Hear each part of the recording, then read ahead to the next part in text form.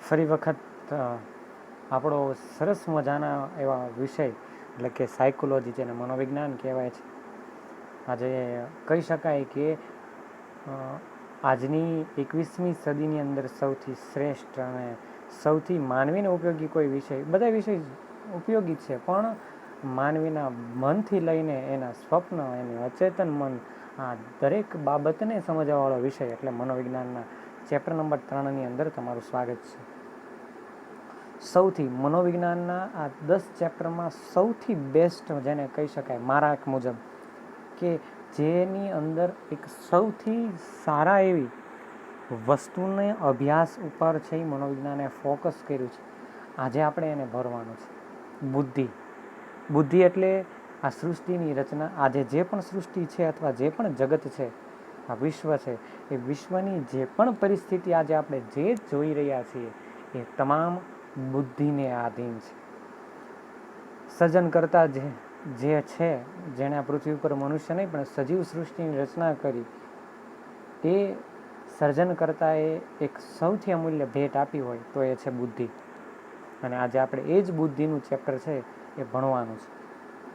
12 માર્કનું chapter, અને આ ચેપ્ટરમાંથી most ઓફલી છે એ 5 અલગ અલગ બુદ્ધિની છે એ પ્રક્રિયાઓ, એના ઘટકો, એમાંથી છે એ કોઈ એક પૂછે છે. એ આપણે આગળ છે એ જેમ પ્રશ્ન આવશે હું તમને કહીશ કે કયો પ્રશ્ન આઈએમપી છે.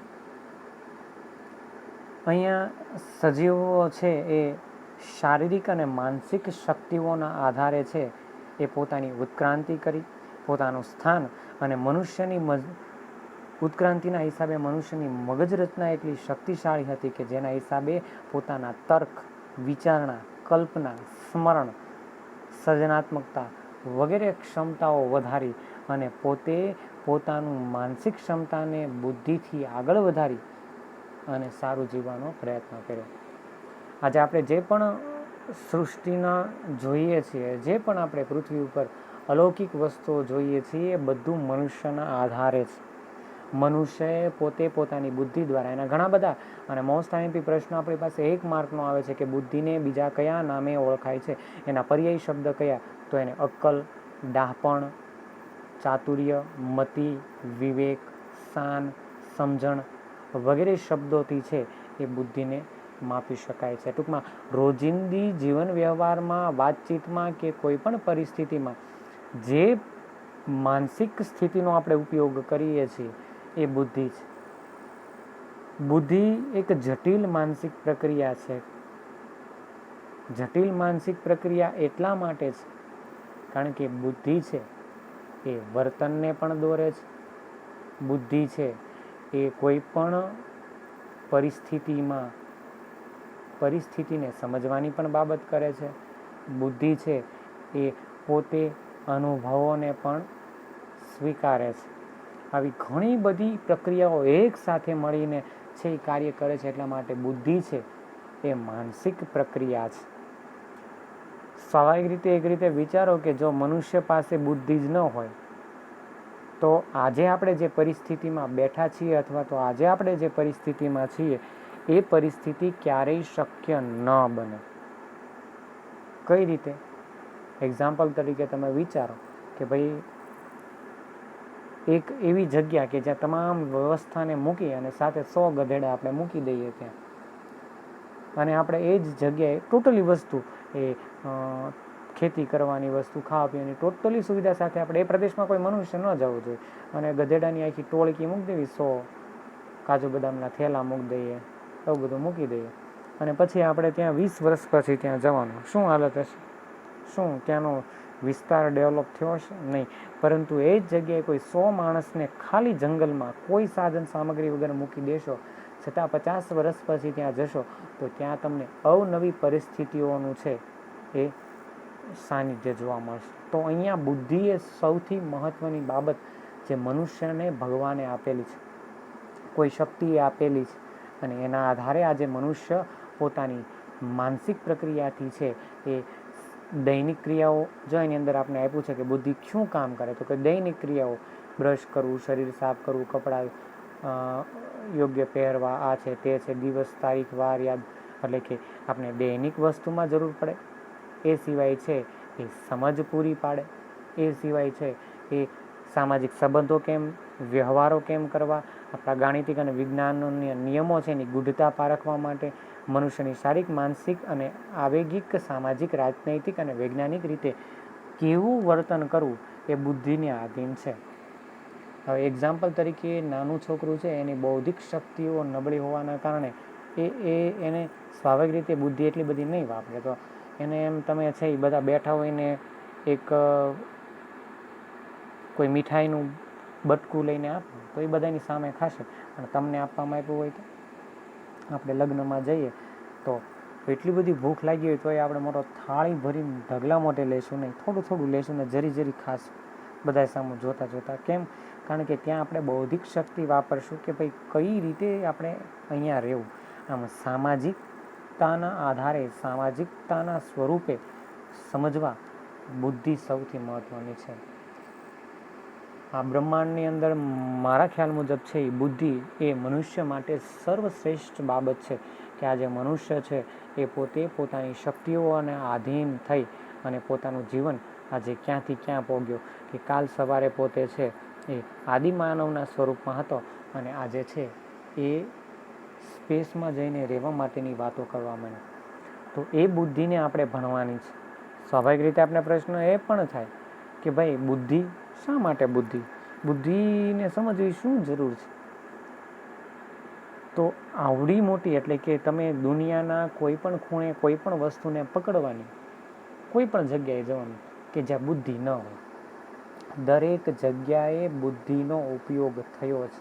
અને એટલા જ માટે બુદ્ધિ ક્ષમતાને સમજવી એ ખૂબ જરૂરી છે. અને મનોવિજ્ઞાન બુદ્ધિ ક્ષમતાને એક્ઝામ્પલ તરીકે બુદ્ધિ ક્ષમતાનો આધાર એટલા માટે લે છે કે વૈશ્વિક સ્તરે છે એ આજે ઘણી બધી પરિસ્થિતિઓમાં છે બુદ્ધિ ક્ષમતાના વર્ગીકરણો છે વૈજ્ઞાનિકે કર્યા છે, જેની અંદર બુદ્ધિ કસોટીઓ મૂકવામાં આવી છે. અને એ કસોટીઓ દ્વારા દરેક વ્યક્તિની બૌદ્ધિક ક્ષમતાને છે એ પારખવાનું કામ કરે છે. ઘણા બધા એવા પણ હોય છે કે ભાઈ અમુક તમે બ્યુરો અથવા અમુક છે કેન્દ્ર સરકારના ડિપાર્ટમેન્ટની અંદર જાઓ તો તમારું બૌદ્ધિક ક્ષમતાને છે સમજાવું, એને બૌદ્ધિક ક્ષમતાની પહેલાં કસોટી, સાયકોલોજિસ્ટ કસોટી લેવામાં આવે કે જેની અંદર તમારી બુદ્ધિ શક્તિ કેટલી છે, બૌદ્ધિક ક્ષમતા કેટલી છે એને સમજવા માટેના પ્રયત્નો કરવામાં આવે છે. અને પછી તમને છે એ ડિપાર્ટમેન્ટની અંદર લેવામાં આવે છે. સ્વાભાવિક રીતે તમે આમનામ લ્યો ને, આપણી કોઈ પણ કોમ્પિટિટિવ એક્ઝામ હોય એની અંદર મનોવિજ્ઞાનના પ્રશ્ન હોય તો એ મનોવિજ્ઞાનના પ્રશ્ન એમાં મૂકવા શા માટે જોઈએ? શા માટે મૂકવામાં આવે છે ભાઈ? ક્યાં મનોવિજ્ઞાન? કારણ કે સાથેની બૌદ્ધિક ક્ષમતાને પણ સમજવાની છે. જો એની બૌદ્ધિક ક્ષમતા સરળ હશે, મજબૂત હશે અને એકદમ તીક્ષ્ણ હશે તો એના હિસાબે છે એ કાર્ય સૌથી શ્રેષ્ઠ કરી શકવાનું. તો એ બૌદ્ધિક ક્ષમતાની બાબતો, એ બુદ્ધિ અને એ બુદ્ધિનું માનવી તરફનું છે એ વિકાસાત્મક પગલાં, એ બધી જ બાબતને સમજવાનું છે.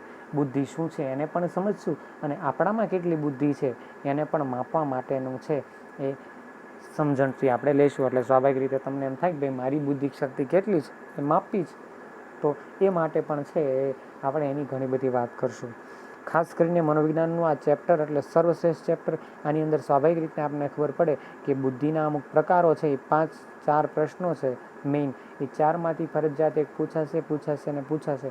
આ ચેપ્ટર મારા ખ્યાલ મુજબ જે પણ મનોવિજ્ઞાનને સંપૂર્ણ રીતે જાણતા હો અથવા મારા ઓપિનિયન ગણો હોય તો મારા ઓપિનિયન પણ ગણો, પણ બુદ્ધિ આ આખા કોર્સની અંદર સૌથી બેસ્ટ ચેપ્ટર હોય તો એ બુદ્ધિ છે. અને એને સમજવું, જૂના કોર્સની અંદર પહેલું ચેપ્ટર બુદ્ધિનું આવતું, એટલે એ બુદ્ધિને સમજવાનું છે.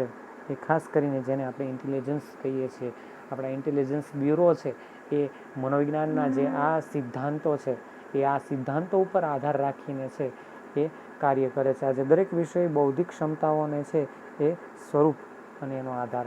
આમ બુદ્ધિ શું છે, એનું સ્વરૂપ શું છે, બુદ્ધિની ક્ષમતા શું છે, એને છે એ આપણે આગળ સમજવાનું છે. હવે બુદ્ધિ શું છે એને સમજવા પહેલાં તો એની વ્યાખ્યા જોવી જોઈએ અને વ્યાખ્યાના આધારે છે એ બુદ્ધિની છે એ સ્વરૂપ સમજવું પડે. બુદ્ધિનું આજે કોઈ સચોટ સ્વરૂપ આપણી સમક્ષ નથી. પાર વગરના મનોવિજ્ઞાન જેમ જેમ આવતા ગયા, અવનવા અભ્યાસો કર્યા અને અવનવા અભ્યાસોના આધારે છે એ બુદ્ધિને સમજવાનો પ્રયાસ કર્યો છે. ટૂંકમાં 1879ની અંદર જર્મન મનોવૈજ્ઞાનિક છે એ એબિંગહોસે છે એ વ્યક્તિ વચ્ચે રહેલી ભિન્નતાના આધારે બુદ્ધિની વ્યાખ્યાનો સૌ પ્રથમ પ્રયાસ કર્યો.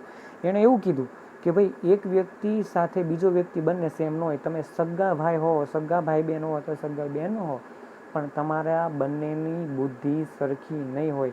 એક જ પરિવારમાં તમે વર્ષોથી રહ્યો છો, છતાં તમારી બૌદ્ધિક શક્તિ બધાની સરખી હશે નહીં. દરેકની વિચારસરણીને બધું અલગ અલગ હશે. શા માટે? એનો આધાર લઈને એણે એવું સાબિત કરીને બતાવ્યું કે આવું એટલા માટે છે કારણ કે દરેકની બૌદ્ધિક ક્ષમતા છે, બુદ્ધિ અલગ અલગ છે. અને એટલા માટે બુદ્ધિ શબ્દ છે એ સંસ્કૃત ભાષાનો આ 100% યાદ રાખવાનું છે. પેલું મેં બુદ્ધિના અલગ અલગ પર્યાય શબ્દોની વાત કરી IMP 1 માર્ક માટે, અને બુદ્ધિની વ્યાખ્યા એ ફરજિયાત. જો વ્યાખ્યા બધાની અંદર તમારે શીખવાની રહેશે, કારણ કે જ્યારે મોટો પ્રશ્ન લખશો ને ત્યારે એ પ્રશ્નનો આધાર, ઉદાહરણ તરીકે બુદ્ધિના પ્રકાર પૂછાણા હોય ને તો એની પ્રસ્તાવના કે એના હેડિંગની અંદર તમારે બુદ્ધિની વ્યાખ્યા લખવાની છે, એ 100% લખવાની છે. આપણે પેપર જોનારને એક એવા પ્રશ્નોના જવાબથી છે એ પ્રશ્નનો જવાબ મઠારીને આપવાનો, એટલે આપોઆપ એને માર્ક આપવા હોય તો એ આપોઆપ માર્ક આપી દે. બીજો પ્રશ્ન 2 માર્કમાં વારંવાર પૂછાય, બુદ્ધિનો અર્થ આપો, તો બુદ્ધિનો વ્યાખ્યા આપીને એનો અર્થ આપો. અથવા તો મોટા પ્રશ્નમાં પૂછાય, બુદ્ધિનો અર્થ આપીને તેના બરાબર સ્વરૂપ સમજાવે, ઘણું બધું પૂછાય. તો બુદ્ધિ એ સંસ્કૃત ભાષાના બુદ્ધ ધાતુ પરથી ઉતરી આવી. બુદ્ધ એટલે કે સમજવું, અને એટલા માટે જો આ જ શબ્દ પરથી ભગવાન બુદ્ધ એનું નામ પડ્યું હતું, કારણ કે ભગવાન બુદ્ધને છે એ વૈશાખી પૂર્ણિમાના દિવસે એને જ્ઞાન પ્રાપ્ત થયું, અને આ જ્ઞાન એણે છે એ સૌ પ્રથમ છે એ એના 5 બ્રાહ્મણોને આપ્યું, અને એને ધર્મચક્ર પરિવર્તન કહેવા માંડ્યું, અને એને બુદ્ધિનું પ્રાપ્ત થયું. એટલા માટે એને બુદ્ધ એવો શબ્દ આપવામાં આવ્યો, અને એના પરથી છે એ બુદ્ધ એવો સિદ્ધાર્થમાંથી છે એ ભગવાન બુદ્ધ એવો શબ્દ આપ્યો. એવી જ રીતના બુદ્ધ શબ્દ એટલે સમજવું, અને બુદ્ધ પરથી બુદ્ધિ શબ્દ છે એ ઉતરી આવ્યો છે. બુદ્ધિને અંગ્રેજીની અંદર છે એ ઇન્ટેલિજન્સ તરીકે ઓળખાય છે, જે લેટિન ભાષાની અંદરથી, લેટિન ભાષામાં છે એ આવ્યો છે. આપણે જે ગુજરાતી અથવા તો સંસ્કૃતમાં જે બુદ્ધિ છે એ સંસ્કૃત ભાષા ઉપરથી, જ્યારે લેટિન ભાષાના ઇન્ટેલિજન્સ ક્રિયાપદ પરથી બનેલો છે. મોસ્ટ ઓફલી ઇંગ્લિશ વર્ડ આપણા જે આપણે બનાવેલા છે એ ઝાઝા ભાગે એનો મૂળ આધાર ક્યાંક ને ક્યાંક લેટિન ભાષા ઉપર હોય છે. જેમાં બુદ્ધિ એટલે સમજ શક્તિ છે એ થાય છે. હવે બુદ્ધિની વ્યાખ્યા છે. સૌથી વધારે બુદ્ધિની વ્યાખ્યા બધાને ગમતી હોય તો એ છે બીન અને સાયમનની વ્યાખ્યા, કે બુદ્ધિ એટલે સારી રીતે સમજવાની, સારી રીતે નિર્ણય લેવાની અને સારી રીતે તર્ક કરવાની શક્તિ. માત્ર આ વ્યાખ્યા યાદ રાખશો એટલે તમારે ક્યાંય બીજી વ્યાખ્યાની જરૂર પડશે નહીં. સ્વાભાવિક રીતે એવો પ્રશ્ન વારંવાર થતો હોય કે ભાઈ ઘણી બધી વ્યાખ્યા ટર્મન, વેક્સલર ને ગાર્ડનર ને બધાની પૂછાય છે, પણ અહીંયા આપણે બીન અને સાયમનની વ્યાખ્યા ફરજિયાત કરશું. સ્વાભાવિક રીતે ઘણાને એવું થાય કે મારે જે એક વ્યાખ્યા કરવી તો આમાંથી કોઈ પણ બધી વ્યાખ્યા કરવાની જરૂર છે નહીં. અથવા તો ઘણાને એમ થાય કે નહીં સર અમારે એક વ્યાખ્યા એ નહીં મેળવે, અમારે 2-3 વ્યાખ્યા તો કરવી જ છે. તો ભાઈ એ પણ બીન અને સાયમનની વ્યાખ્યા છે. એ જ રીતે છે એ ખાસ કરીને ટર્મનની વ્યાખ્યા છે, ગાર્ડનરની વ્યાખ્યા છે. આ 3 વ્યાખ્યાઓ છે એ તમે કરી શકો, બરાબર છે. અહીંયા વાત કરી છે સમજવાનું, પછી એ સમજીને એના ઉપર નિર્ણય લેવાનો, અને નિર્ણય લીધા બાદ તર્ક રીતે વિચારવાનું કે આ જે નિર્ણય લીધો છે એ સાચો છે કે ખોટો. આવી જે પ્રક્રિયા આપણા મનમાં થાય છે એ શું છે? એ બુદ્ધિ છે. એક્ઝામ્પલ તરીકે છે એ સામે ખૂબ પાણી જઈ રહ્યું છે, તો એ પાણીને તમે જોવો છો એટલે સમજવાની કોશિશ કરો છો કે કેટલું પાણી ઊંડું છે. ત્યારબાદ તમે નિર્ણય લેશો કે જો હું આ પાણીમાં જઈશ તો તણાઈ જઈશ, અથવા ઓછું પાણી છે તો હું આગળ જઈ શકું એમ છું. તો એ નિર્ણય છે. અને ત્રીજું વાત એના તર્ક દ્વારા છે એ તમે એને સમજવાની પ્રક્રિયા. આ જે પણ આપણા માનસિક, અત્યારે હું જે પણ બોલી રહ્યો છું, તમે વાંચો છો, હું બોલું છું, એ સમજવાનો પ્રયત્ન કરો છો, તો એ કામ કોણ કરી રહ્યું છે? એ કામ બુદ્ધિ કરી રહ્યું છે. બુદ્ધિ કોઈ અંગ નથી. બુદ્ધિ એક માનસિક પ્રક્રિયા છે. યાદ રાખો, આપણે મનોવિજ્ઞાનની અંદર જે પણ ભણશું ને એ વસ્તુ છે એ કોઈ એનો આકાર નથી. બુદ્ધિ ભણો તો એનો કોઈ આકાર નથી, તર્ક આકાર નથી, વિચાર આકાર નથી, ચેતન મન કે અચેતન મન આકાર નથી, એનો કોઈ આકાર નથી. એ એક પ્રક્રિયા છે. ઉદાહરણ તરીકે જે આઈટીમાં હોય ને, ઇન્ફોર્મેશન ટેકનોલોજીની અંદર જે હાર્ડવેરનું કામ કરતા હોય ને, એને તો કોમ્પ્યુટરના બધા પાર્ટને અડવાનું હોય, એ સ્વાભાવિક છે. પણ સોફ્ટવેર દેખાય એવી વસ્તુ નથી. સોફ્ટવેર માત્ર કોડિંગ છે. તો એ એવું જ કામ આપણા બુદ્ધિનું છે. અલગ અલગ પ્રક્રિયાઓના આધારે છે, એ પ્રક્રિયા, માનસિક પ્રક્રિયાઓ, એને મનોવિજ્ઞાન ભણે છે. એટલા માટે મનોવિજ્ઞાન આજની સ્થિતિમાં સૌથી શ્રેષ્ઠ છે. તો એવો એક પોઈન્ટ, એટલે બુદ્ધિની આપણે અહીંયા વાત કરીએ છીએ. બીજું, ગાર્ડનરે આપણે બુદ્ધિની વ્યાખ્યા આપી છે કે બુદ્ધિ એક એવી વધારે સાંસ્કૃતિક પરિવેશોમાં મહત્વની ગણાતી સમસ્યાનો ઉકેલવાની કે મૂલ્યવાન વસ્તુઓનું નિર્માણ કરવાની શક્તિ કે કુશળતા. એણે એવું કીધું કે ભાઈ માનવી અત્યારે, તમે વિચાર કરો કે માનવી જ્યારથી આદિમાનવ હતો ને અત્યાર સુધી પહોંચ્યો, આપણે હડપ્પિયન સંસ્કૃતિ, સિંધુ ખીણની સંસ્કૃતિ, આ બધી સંસ્કૃતિમાંથી પાર વગરના અવશેષો મળે છે. આજે આપણે જે તમારા હાથમાં રહેલો મોબાઈલની ટેકનોલોજી, વર્ષો પહેલાં હતું કાંઈ નહોતું. આજે તમારી પાસે આખું કોમ્પ્યુટર તમારા હાથમાં છે, આખું વિશ્વ ગૂગલના માધ્યમથી તમારા હાથમાં છે. તો આ શેના દ્વારા થયું? એ આપણા બૌદ્ધિક શક્તિ, પૂર્વજોએ એટલે કે જે વૈજ્ઞાનિકોએ બૌદ્ધિક શક્તિ વાપરીને એને વિકાસ કરવાનો પ્રયત્ન કર્યો, ત્યારે આપણી પાસે એટલી બધી સુવિધાઓ પ્રાપ્ત થઈ. તો એ બાબત છે, વસ્તુઓનું નિર્માણ કરવું, એ પણ બુદ્ધિનો સમાવેશ છે. તો આ હતો બુદ્ધિનો અર્થ. હવે આપણે સમજવાનું છે બૌદ્ધિક ક્ષમતા, એટલે કે બુદ્ધિ અને બુદ્ધિનું સ્વરૂપ. બુદ્ધિ શું છે? તો બુદ્ધિ પહેલું તો વિભિન્ન બોધાત્મક માનસિક શક્તિનો સરવાળો છે. ખૂબ સરળતાથી સમજજો, કોઈ અઘરા પોઈન્ટ નથી. આપણે છે જ્યારે લાસ્ટમાં અમુક કોર્સ, આપણા જે પરીક્ષા પ્રમાણે કોર્સને એવું બધું પતી જાય પછી આપણે જે મુદ્દાઓ છે એને સમજવા માટે અને એને કેવી રીતે સમજવા શોર્ટમાં, એ બધી બાબતોની ચર્ચાઓ કરશું. પણ અત્યારે આપણે થોડુંક કોર્સ પર ધ્યાન આપશું. સ્વાભાવિક રીતે છે એ થોડુંક અવાજના પ્રોબ્લેમથી જે બોર્ડ ઉપરનો લેક્ચર છે એના બદલે મેં આ લેક્ચર શરૂ કર્યા છે. તો સ્વાભાવિક રીતે મને એવું લાગે છે કે ભાઈ તમને એના કરતાં આમાં ક્લિયર અવાજ આવવાથી આમાં વધારે સમજાતું છે, એવું પણ બની શકે. એટલે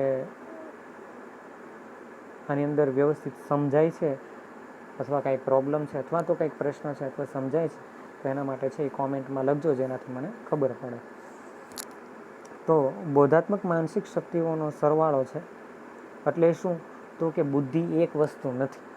બુદ્ધિ એટલે કે અલગ અલગ શક્તિઓ, અલગ અલગ વિચાર શક્તિઓ, અલગ અલગ બાબતો છે, એને એક સાથે સમજવાનો અને એક સાથે આગળ વધવાનો છે, અથવા તો તાર્કિક પ્રક્રિયાની બાબત છે.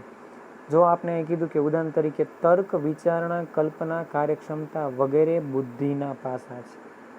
બુદ્ધિ એ બોધાત્મક પ્રક્રિયા છે. એને એક વસ્તુ ન કહી શકીએ. બુદ્ધિ કેટલા બધા અલગ અલગ વિશિષ્ટ વિચારો હોય, તર્ક હોય, તર્ક શક્તિ હોય, માનસિક શક્તિ હોય, એ બધાને ભેગું કરીને કલ્પના પણ એમાં આવે, વિચારણા પણ આવે, તર્ક પણ આવે. ઉદાહરણ તરીકે તમે અંધારામાં જાઓ છો, સામે તમને કંઈક કાળું લીટો દેખાય છે, તો તમને ત્યાં વિચાર સાપના પણ આવશે, સાથે તર્ક પણ કરશો કે ભાઈ એ દોડવું પણ હોઈ શકે, પાછી નિર્ણય શક્તિ પણ કરશો કે તમારે આગળ હાલવું કે ન ચાલવું, દોડવું હોય તો જઈ શકો. આવી કેટલી બધી વિશિષ્ટ બાબતો છે, એ ભેગી થઈને બુદ્ધિનું નિર્માણ થાય છે. અને અંતે તમે એક વસ્તુ ઉપર નિર્ણય લો છો, એ નિર્ણય, એ માનસિક શક્તિ એટલે બુદ્ધિ.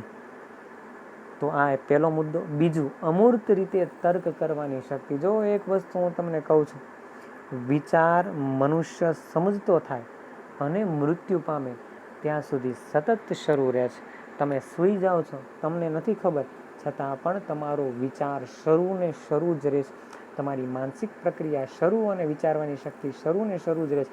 એટલા જ માટે તમને સ્વપ્ન આવે છે. તો એ ક્ષમતા અમૂર્ત તર્ક છે. અમૂર્ત તર્ક એટલે અનંત. અહીંયા આપણે અમૂર્તનો અર્થ કરશું અનંત. જે અનંત સુધી છે એ શરૂ રહેશે. અમૂર્ત તર્ક છે. જો તમે છે આ ભણતા જાઓ ને, તો અમુક હું તમને શબ્દ અને એના જવાબની વાત કરું, એ છે ને એને અંડરલાઈન કરો અને એ શબ્દનું પેન્સિલથી, અમૂર્ત છે તો કે ભાઈ અનંત, જેનો કોઈ અંત ન હોય. આપણે જે ડોટ ડોટ કરીએ ને, ઉદાહરણ તરીકે 1 2 3 4 5 ડોટ ડોટ, એટલે એ સંખ્યા ક્યારેય પૂરી ન થાય એટલી, બરાબર છે. તો એ પેન્સિલથી એનો અર્થ છે એ લખતા જવો કે જ્યારે તમે ફરીથી વાંચો ત્યારે શબ્દનો અર્થ તમને ખબર પડે. ટૂંકમાં શાબ્દિક, ગાણિતિક અને વૈજ્ઞાનિક નિયમોને સરળતાથી સમજવો. ન્યાય, પ્રમાણિકતા. ન્યાય શું છે? પ્રમાણિકતા, સજ્જનતા એ શબ્દો છે એ મૂર્ત કે આકૃતિના સ્વરૂપમાં દર્શાવી શકતા નથી. ઉદાહરણ તરીકે સંસ્કારી એવો શબ્દ વાપરીએ કે આ વ્યક્તિ ખૂબ સંસ્કારી છે. એવું શા માટે કહીએ? કારણ કે એના અલગ અલગ બાબતો અથવા એની અલગ અલગ વર્તનની રીતોને આપણે જોઈને એને છે એ આપણે શું ગણીએ છીએ? એને સંસ્કારી ગણીએ છીએ. તો સંસ્કાર છે એ કોઈ આકાર નથી. પ્રમાણિકતા એટલે કે જે હંમેશા સાચું કરનાર છે એ પ્રમાણિકતા, એનો કોઈ આકાર નથી. એટલે બુદ્ધિનો કોઈ આકાર નથી, એટલે એ અમૂર્ત છે, કોઈ આકાર વગરનો. બરાબર છે. અહીંયા આપણે અમૂર્ત તર્કને બે સ્વરૂપે લઈશું. અમૂર્ત એટલે કે સતત, જેનો કોઈ આકાર નથી, જે અનંત સુધી છે એ ચાલ્યા રાખે. આમ અમૂર્તનો અર્થ કે જે મૂર્ત નથી. અમૂર્ત ટૂંકમાં એવો આધાર કે જેની ક્ષમતા, તર્ક કરવાની ક્ષમતા છે, પણ એ તર્કનો કોઈ સ્પેશિયલ આકાર હોતો નથી. તો એ બાબતની સમજૂતી આપણને આપે છે. પહેલી વાત કીધી, ઘણી બધી માનસિક પ્રક્રિયાઓ છે. બીજું, સમસ્યાના ઉકેલની ક્ષમતા ધરાવે છે. ત્રીજું, ઉદ્દેશ્યપૂર્ણ ક્રિયાઓ અને નિર્ણયો લેવે છે. બુદ્ધિ ત્યારે જ વાપરશું ત્યારે કંઈક ઉદ્દેશ્ય હોય, જીવન જીવવાની કંઈક ધ્યેયો હોય, અને ધ્યેયોના રીતે જ વ્યક્તિ બુદ્ધિનો ઉપયોગ કરતો હોય. ઉદાહરણ તરીકે છે એ એક્ઝામ્પલ તરીકે તમે બિઝનેસ કરો છો, તો એ બિઝનેસના આધારે તમારો છે એ તમે મગજ વાપરો છો. દરેકનું પોતાનું અલગ અલગ છે એ માઇન્ડ હોય, અને એ માઇન્ડ પ્રમાણે બુદ્ધિ. પોલીસ હોય તો એ પોલીસના આધારે એની બૌદ્ધિક ક્ષમતા વાપરતા હોય. ચોર હોય તો એ ચોર એની બૌદ્ધિક શક્તિને એની રીતે વાપરતો હોય. દરેક પોતાના ઉદ્દેશ્યપૂર્ણ અને હેતુ માટે બુદ્ધિ દરેકની અલગ અલગ હોય છે. અને ત્રીજું, વાતાવરણ સાથે સમાયોજન અને અનુકૂલન કરવાની ક્ષમતા. આજુબાજુનું જે પણ વાતાવરણ છે એને સમજી વિચારી અને એ પ્રમાણે વર્તવાનું બૌદ્ધિક શક્તિ છે એ કામ કરે છે. તમે બહાર અહીંયા રહેતા હો પણ વિદેશમાં જાઓ તો તમે એની સંસ્કૃતિ પ્રમાણે ઢળી જાઓ, તો ત્યાંની આજુબાજુનું જે પરિસ્થિતિ છે એની સાથે સુમેળ સાધો. તમે લગ્ન પ્રસંગમાં ગયા હોય તો એવી રીતે તમારે રહેશો. જ્યારે કોઈ મૃત્યુ પામ્યું હોય તો ત્યાં ગયા હોય તો ત્યાં જઈને તમે ડાન્સ નહીં કરવા માંડો. બરાબર ને? મૃત્યુ પામ્યું ત્યાં શાંતિથી બેસશો અને દુઃખ વ્યક્ત કરશો. તો એ બૌદ્ધિક શક્તિ છે. તો આ પ્રક્રિયા એટલે કે જેવી પરિસ્થિતિ હશે, જેવું વાતાવરણ હશે, એવું સમાયોજન એટલે કે ભળી જવું, એ પ્રમાણે થઈ જવું, અનુકૂલન સાધવાની પ્રક્રિયા એ બુદ્ધિનું સ્વરૂપ છે. તો મારા ખ્યાલ પ્રમાણે બુદ્ધિ શું છે એનું સ્વરૂપ જોયું, અને બુદ્ધિ છે એનો અર્થ છે એ આપણે અહીંયા સમજ્યા છીએ, અને સ્વાભાવિક રીતે તમને ઘણી બધી માહિતી મળી હશે. ખૂબ ખૂબ ધન્યવાદ.